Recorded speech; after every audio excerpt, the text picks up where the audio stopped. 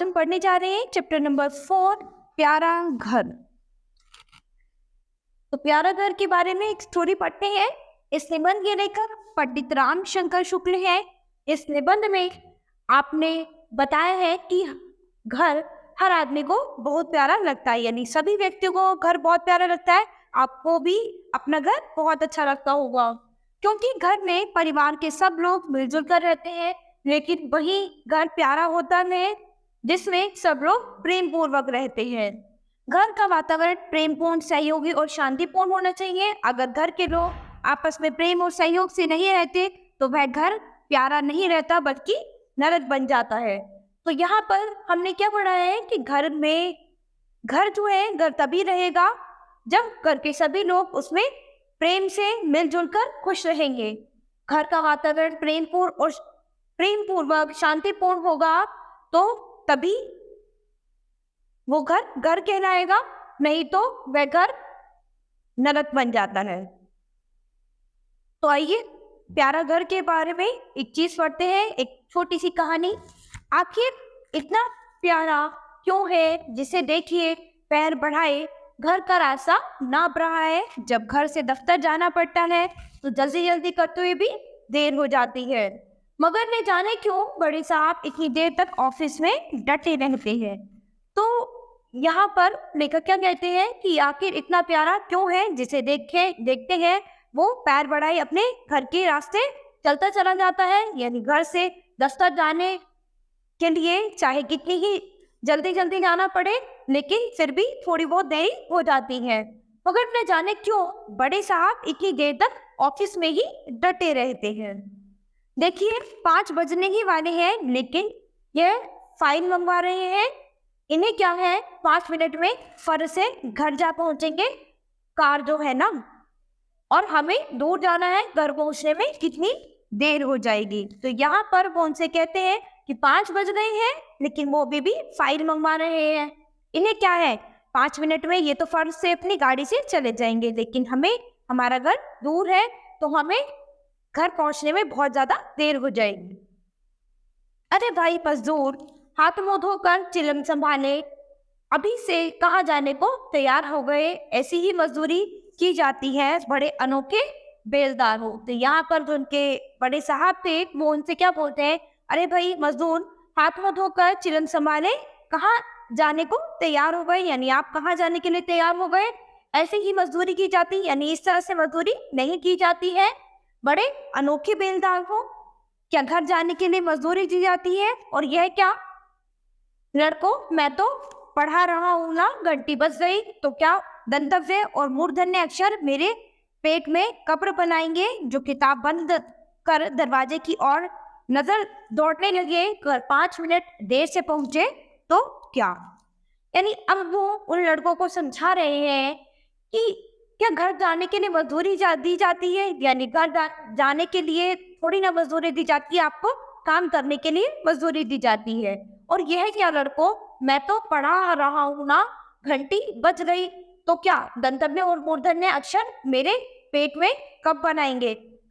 जो किताब बंद कर दरवाजे की ओर नजर दौड़ने लगे, यानी उनका कहना है कि मैं तो भी यहाँ पर डटा हुआ हूँ, मैं तो अपना काम कर रहा हूँ, तो तुम क्यों अपने किताबें बंद कर दरवाजे बंद कर क्यों दौड़ने की तरफ नजर डटाए बैठे हो। घर 5 मिनट देर से पहुंच जाओगे तो क्या हो गया। यह लीजिए जो कुछ है घर ले जा रहे हैं, टेबल कुर्सी चारपाई कंघा शीशा आटा दाल नमक मिर्च घी तेल गुड़ शक्कर लोटा थाली पान तंबाकू कपड़ा लत्ता सब कुछ घर में जाएगा। तो यहाँ पर क्या है कि ये सब कुछ घर ले जा रहे हैं। बाजार में लाखों चीजें हैं और लाखों औरत मर्द बाजार कर रहे हैं, पर वे सब घर में समा जाएंगे और फिर दिन लगेगी है कि सब घर का ही रोना रो रहे हैं। यानी बाजार में लाखों लोगों की भीड़ है, स्त्री पुरुष सब क्या कर रहे हैं, बाजार में से ये सब सामान खरीद रहे हैं, लेकिन ये सब सामान जो है घर में समा जाएगा, लेकिन फिर यही जिंदगी सबको घर का ही रोना रहता है। लड़की की शादी करनी है तो घर अच्छा होना चाहिए, वर की बात ही नहीं, लड़की अच्छे घर भी आई जाए इसकी तलाश है। यानी अगर लड़की की शादी करनी है तो अपना घर अच्छा होना चाहिए, केवल वर की ही बात नहीं, लड़की अच्छे घर भी आई जाए इसकी भी तलाश रहती है। यानी अच्छा वर तो चाहिए चाहिए, लेकिन अच्छा घर बार भी चाहिए। घर चाहिए घर, तीसरे चौथे तल्ले पर किराए की अंधेरी कोठरी है तो घर है। दो चार टेढ़े मेढ़े डंडे पत्तों फूस से ढक दिए गए हैं फिर भी घर है। यानी घर तो घर है, चाहे किसी का छोटा है, चाहे किसी का बड़ा है, चाहे किसी का घास फूस का है, चाहे किसी का मिट्टी का मकान है। यानी जिसका वो घर है उसके लिए वो अपना घर ही होता है। और 3.5 जेल खाना भी बहुत बड़ा है, और 3.5 हाथ का घर तो सबका घर है, जिसके लिए कबीर साहब ने कहा है, कहा चुनावे मेड़िया लापे भीत उसारी, घर तो 3.5 हाथ, घर तो 3.25। तो यहाँ पर कबीर जी ने क्या कहा है, शहर इसलिए शहर है कि उसमें घर है, गांव इसलिए गांव है क्योंकि उसमें घर है। घर छोड़ना दुनिया छोड़ना है, और दुनिया में रहना यानी घर में रहना है। बसाना है तो घर, उजाड़ना है तो घर, आबादी भी घर में, बर्बादी भी घर में। यानी वो ये कह रहे हैं कि अगर घर छोड़ना है तो दुनिया छोटी है, और दुनिया में रहना है यानी घर में रहना है। बसाना है तो घर, और उजाड़ना है तो भी घर। यानी घर बसाना है तो भी घर बसाना है, और उजाड़ना है तब भी घर ही उजाड़ना है। आबादी भी घर पे कर सकते हो और बर्बादी भी घर में ही कर सकते हो। यानी अपने घर को आबाद भी कर सकते हो और अपने ही घर को बर्बाद भी कर सकते हो। लंबे सफर पर निकलते हुए घर मानो घेर लेता है, और उससे लौटते हुए घर मानो खींच लेता है। यानी जब लंबे सफर के लिए दिन में घर से निकलते हैं तो मानो घर घेर लेता है, यानी कुछ ना कुछ चीजें सामने आती रहती है, जल्दी से आप निकल नहीं पाते हैं। और जब घर लौटते समय है तो यानी मानो घर खींच लेता है, यानी घर में एक अजीब सा ही खिंचाव होता है कि वो अपनी तरफ खींचता रहता है। फूल की तरह सुबह को घर खिलते हैं और संदूक की तरह रात में बंद हो जाते हैं। यानी फूलों की तरह सुबह को घर खिलता है और संदूक की तरह रात में घर बंद हो जाता है। आराम है तो घर में, बीमारी है तो घर में, रोजगार करते हैं तो घर के लिए, बाहर दौड़ते हैं तो घर के लिए। यानी अगर आराम है तो वो भी घर में है, बीमारी है तो वो भी घर में है, रोजगार है तो वो भी घर के लिए ही है, और भागते दौड़ते हैं तो वो भी घर के लिए। यानी हम जो कुछ भी करते हैं सब कुछ एक घर बनाने के लिए, घर बसाने के लिए करते हैं, एक गृहस्थ जीवन जीने के लिए करते हैं। आदमी की पहचान भी घर है, पति है तो घर वाला है, पत्नी है तो घर वाली है। यानी आदमी की जो पहचान है वो भी एक घर ही है। यानी अगर पति है तो वो घर वाला, यानी वो घर वाला, और पत्नी है तो वो घर वाली। ठीक है, तो इसी तरह जो मेल फीमेल है उनको भी घर वाला और घर वाली दुनिया में कहा जाता है। तबीयत खराब है तो घर में, और नाराज है तो घर के लोग। यानी तबीयत खराब है तो भी घर में है, और अगर नाराज है तो भी घर के लोग आपस में नाराज हैं। चर्चा चलती है, घर घर निंदा होती है तो घर घर पूछते हैं तुम्हारा घर कहाँ है, कहते हैं अब तो घर कर लो।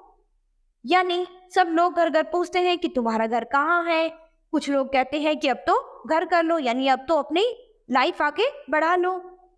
निठल्ले हैं तो घर बैठे हैं, कामकाजी हैं तो घर भरने में लगे हैं। यानी अगर निठल्ले हैं तो घर पे बैठे हैं, और अगर कामकाज करते हो तो घर को भरने में लगे। लोगों को घर बार से फुर्सत नहीं मिलती, फिर जितना बड़ा घर उतनी बड़ी बातें अपने घर की कौन कहेगा।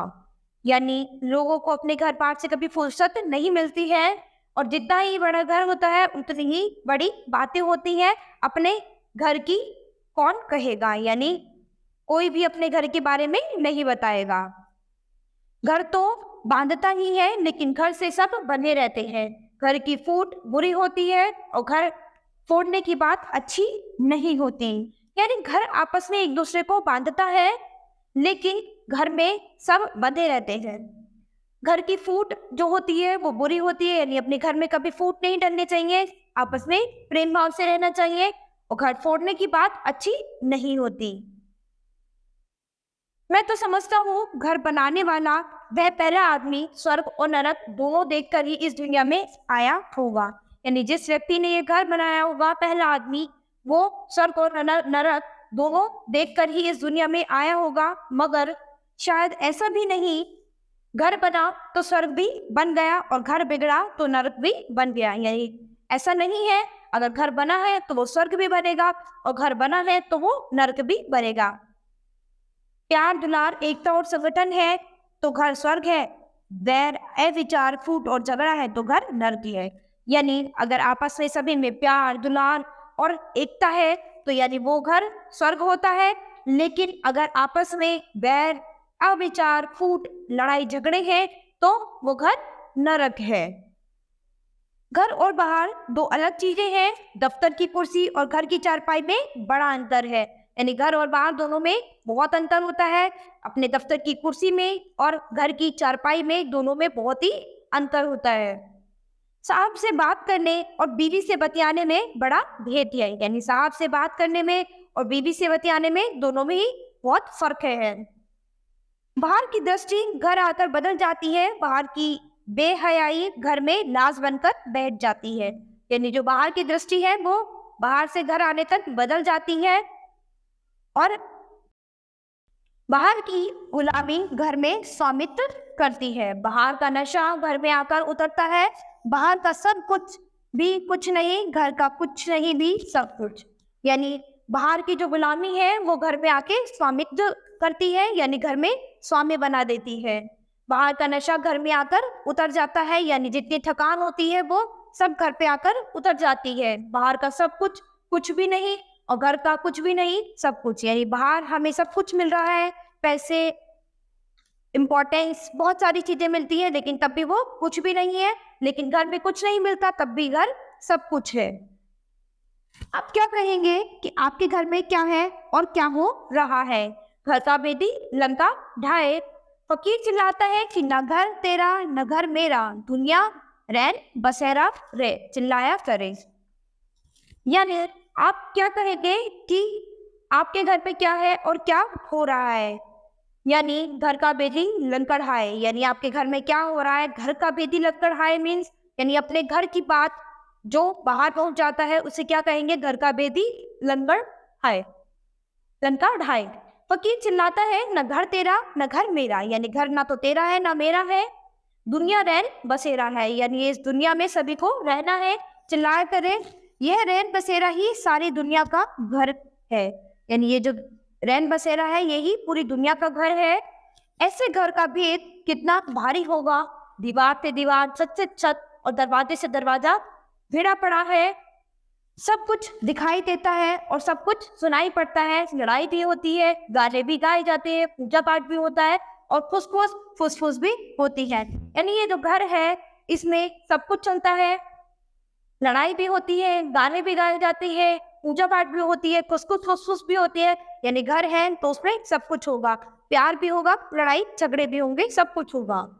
सब जानते हैं, सब पहचानते हैं, हिटलर की हजार होशियारी भी राष्ट्र का भेद खेल सकती है, मगर छोटे से बड़े घर तक की बात मालूम होने पर भी नामालूम सी होती है। यानी ये चीजें सब जानते हैं, सब पहचानते हैं कि ये चीजें सभी के घर में कॉमन है, ये चीजें सबके घर में चलती आ रही हैं। हिटलर की हजार होशियारी भी राष्ट्र का भेद खेल सकती है, मगर छोटे से बड़े घर तक की बात मालूम होने पर भी नामालूम सी होती है। घरेलू मामलों में दखल देना भी बुरा है। अजी ये हमारे घर की बात है, घर का झगड़ा है, आप कौन होते हैं बोलने वाले? यानी घरेलू मामलों में किसी का दखल देना भी बुरा होता है। ये हमारे घर की बात है, हमारे घर का झगड़ा है, आप कौन होते हैं बोलने वाले? इस तरह से लोग किसी को भी बोल देते हैं। अगर कोई बाहर से व्यक्ति आकर आपको ये कुछ भी बोलेगा तो आप यही बोलेंगे कि ये हमारे घर की बात है, हमारे घर का झगड़ा है, आप कौन होते हैं बोलने वाली? अपने अपने घर के सब राजा हैं, सबकी राजसी झगड़े हैं।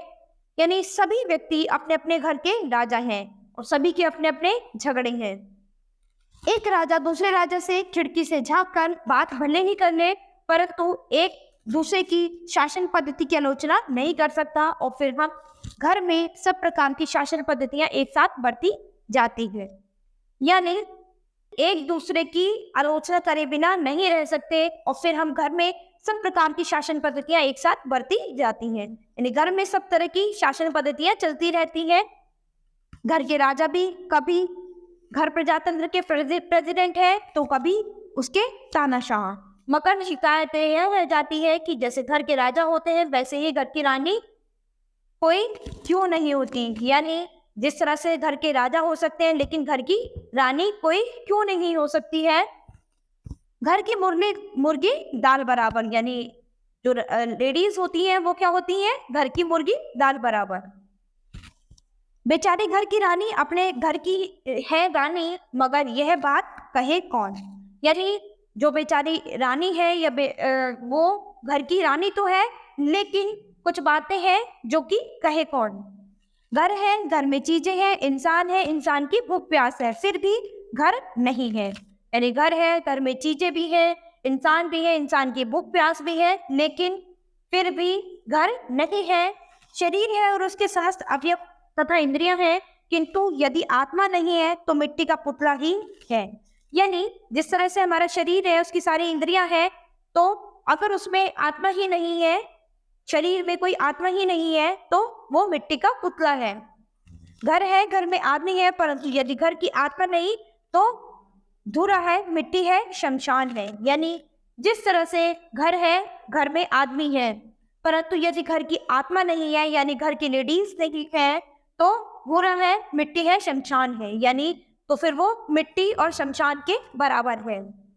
घर की यह आत्मा क्या है, यही उसका सूक्ष्म रूप है, चेतन स्वरूप है। भला आत्मा किसमें नहीं है, पशु भी तो आत्मा रखते हैं, इसी तरह ग्रहणी होने पर भी तो घर घर नहीं हो जाता। यहाँ पर ये कह रहे हैं कि घर की ये जो आत्मा है ये कौन है, इसका क्या स्वरूप है। आत्मा किसमें नहीं होती, आत्मा तो पशु और जानवरों में भी होती है। तो इसी तरह गृहिणी होने पर भी घर घर नहीं हो जाता, यानी अगर गृहिणी हो तो भी घर घर नहीं हो जाता। अपने बीवी बच्चों के साथ रहने पर भी हर सराय, धर्मशाला और होटल को घर क्यों नहीं समझते, यानी अपने बीवी बच्चों के साथ रहने पर भी हम सराय, धर्मशाला और होटल को घर क्यों नहीं समझते, क्या कारण है। लेकिन जहां हम किराए पर भी रहते हैं वह घर घर क्यों बन जाता है। अब अगर हम होटल, धर्मशाला या सराय या कोई भी जगह पर रहते हैं तो वो घर घर क्यों नहीं दिखाई देता, लेकिन अगर हम कहीं किसी जगह किराए पर कोई जगह लेकर उसको घर बनाकर रहते हैं तो वो घर घर कहलाता है। ऐसा क्यों है। लोग कहते हैं कि घर है या बुरा, इससे क्या मतलब है, यानी लोग कहते हैं कि ये घर है बुरा, इससे क्या मतलब है लोगों का। अस्त व्यस्तता, अव्यवस्था, अस्वास्थ्यकर वातावरण जहाँ रहता है वह घर बुरा बन जाता है। यानी जहाँ पर अस्त व्यवस्था रहती है, अव्यवस्था यानी जिस घर में कोई व्यवस्था नहीं होती ठीक से, जहाँ सब अस्वास्थ्य रहते हैं, अस्वास्थ्य वातावरण रहता है, जहाँ पर वातावरण कभी भी अच्छा नहीं रहता, तो वहाँ क्या होता है, वह घर जो है वो बुरा बन जाता है। जहाँ के लोग मनहूस, रोनी सूरत, विद्वेषी, कलह प्रिय, नीरस और निखट्टू होते हैं, वह घर नरक कुंड बन जाता है। यानी जहाँ के लोग जो है, जिस घर के लोग मनहूसियत फैलाते हैं, रोनी सूरत दिखाते हैं, विदेश यानी कलेश करते हैं, कलह प्रिय करते हैं, नीरस और निखट्टू होते हैं, वो घर जो है नरक कुंड बन जाता है। जहाँ अकारण शोक, निंदा और अशुभ इच्छा, व्यर्थ चिंता का वातावरण होता है, जहाँ पर बिना ही किसी कारण के शोक यानी दुखी होते हैं लोग, निंदा करते हैं एक दूसरे की, अशुभ इच्छा करते हैं यानी अच्छी इच्छाएं नहीं होती, और व्यर्थ में चिंता का वातावरण होता है, वह घर शमशान बन जाता है। यानी वो घर शमशान के समान बन जाता है। जहाँ अत्याचार, व्यभिचार, दुष्कर्म, ताड़ना और कुमंत्रणा की हवा बहती है, वह घर काल कोठरी बन जाता है। जहाँ पर अत्याचार होता है, दुष्कर्म होते हैं, तोड़ना फोड़ना, ये सब मारधाड़ होती है, वो घर क्या होता है, काल कोठरी बन जाता है। फिर भी ये सब बातें होती है घर में ही, और दुनिया में सभी घर धनी होने का दावा करते हैं। यानी जितने भी लोग हैं सभी अपने घर में धनी होने का दावा करते हैं। किसी को घर काट खाता है तो कोई घर को चौपट करने पर तुला रहता है, और कोई घर में आग लगाकर तमाशा देखता रहता है। यानी कोई तो ऐसा होता है जो घर को काट खाता है, कोई ऐसा है कि घर को चौपट करने पर यानी बर्बाद करने पर तुला रहता है। कोई ऐसा होता है जो घर में आग लगाता है और तमाशा देखने में जिसको मजा आता है। यानी घर में हर तरह के व्यक्ति होते हैं। किसी को आग लगाने में मजा आता है, किसी को घर में तहस नहस करने में मजा आता है, किसी को घर में लड़ाई झगड़े करने में मजा आता है, किसी को एक दूसरे की निंदा करने में मजा आता है, किसी को सबके साथ प्यार करने में मजा आता है। तो सभी घर में सभी तरह के व्यक्ति हैं, परंतु यह सब घर की चेतना और उसका प्राण नहीं है। लेकिन ये सब घर की चेतना और उसका प्राण नहीं है। महज जिंदा रहने वाले सांस लेते रहते हैं। महज मर्द, औरतें, बूढ़े, जवान और बच्चों से भरे घर भी नाम के लिए बने रहते हैं। ऐसी जिंदगी कहाँ और ऐसे घर में रहना भी क्या। यानी महज जिंदा रहने वाले सांस लेते, यानी इस तरह के घर में लोग जिंदा तो रहते हैं लेकिन केवल सांस लेने के लिए। महज मर्द, औरतें, बूढ़े, जवान और बच्चों से भरे घर भी नाम के लिए बने रहते हैं। यानी जिस घर में बड़े बूढ़े, लेडीज, बच्चे, जवान सभी रहते हैं, तो कुछ घर ऐसे होते हैं जो केवल नाम के लिए बने रहते हैं। ऐसी जिंदगी कहाँ और घर में रहना भी क्या। यानी इस तरह की जिंदगी भी तो क्या जिंदगी है और ऐसे घर में रहना भी तो क्या रहना है। जहाँ एक की चिंता सबको चिंतित कर देती है, जहाँ एक का विश्वास सबका विश्वास बन जाता है और जहाँ वैभव गौरव सबका मान महत्व बन जाता है, वह घर शक्ति और चेतना का घर है। यानी जहाँ सब एक का विश्वास सबका विश्वास बन जाता है, यानी अगर एक को विश्वास है तो सभी को उस पर विश्वास हो जाता है। जहाँ वैभव गौरव सबका मान महत्व बढ़ाता है, यानी किसी की प्रतिभा और रिस्पेक्ट में सभी खुश रहते हैं, तो वहाँ क्या होता है, घर शक्ति और चेतना का घर है। जहाँ एक का धैर्य सबका धैर्य है, एक का मनोरथ सबकी इच्छा और एक का कार्य सबका कार्य बन जाता है, वह घर अपना घर कहलाता है। यानी जहाँ पर एक व्यक्ति का मन होता है तो सभी का मन होता है, एक की इच्छा होती है कुछ करने की तो वो सभी की होती है, अगर एक का कार्य है तो वो सभी का काम बन जाता है, तो वो घर जो है वो अपना घर कहलाता है। घर एक के लिए है और इसीलिए सबके लिए है। घर एक एक सभी के लिए है, यानी घर जो है किसी एक व्यक्ति का नहीं होता, घर सभी से मिलकर बनता है। यह बात जहाँ रहती है, जहाँ पाई जाती है, वही घर जीवित है। यानी ये बात जहाँ पर रहती है, जहाँ पर पाई जाती है, वही घर जो है जीवित है। ऐसा ही घर अनाथों को सनाथ कर देता है, गरीबी का हताहत कर देता है और जीवन की समस्त विषमता और वेदनाओं को समेट लेने वाला होता है। यानी इसी तरह का घर जो है वो अनाथों को सनाथ कर देता है, यानी अनाथों को अनाथ महसूस नहीं होने देता, गरीबी का हरता करता है, यानी गरीबी को खत्म कर देता है और जीवन की समस्त विषमता और वेदनाओं को, यानी सभी कष्ट और पीड़ाओं को समेट लेता है। सोचो तो सही, ऐसा चेतना संपन्न घर कितने हैं और कहाँ है।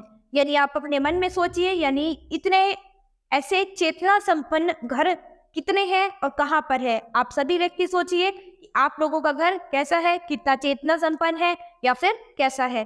तो यहाँ पर हमने घर के बारे में पढ़ा है, यानी घर में सभी चीजें होती है, प्रेम, लड़ाई झगड़ा, निंदा, फुसफुस, तो ये सब चलता रहता है। लेकिन जो अपने घर में शांति और एक दूसरे के साथ मिलजुल कर प्रेम से रहते हैं, वही घर जो है वो चेतना संपन्न होता है।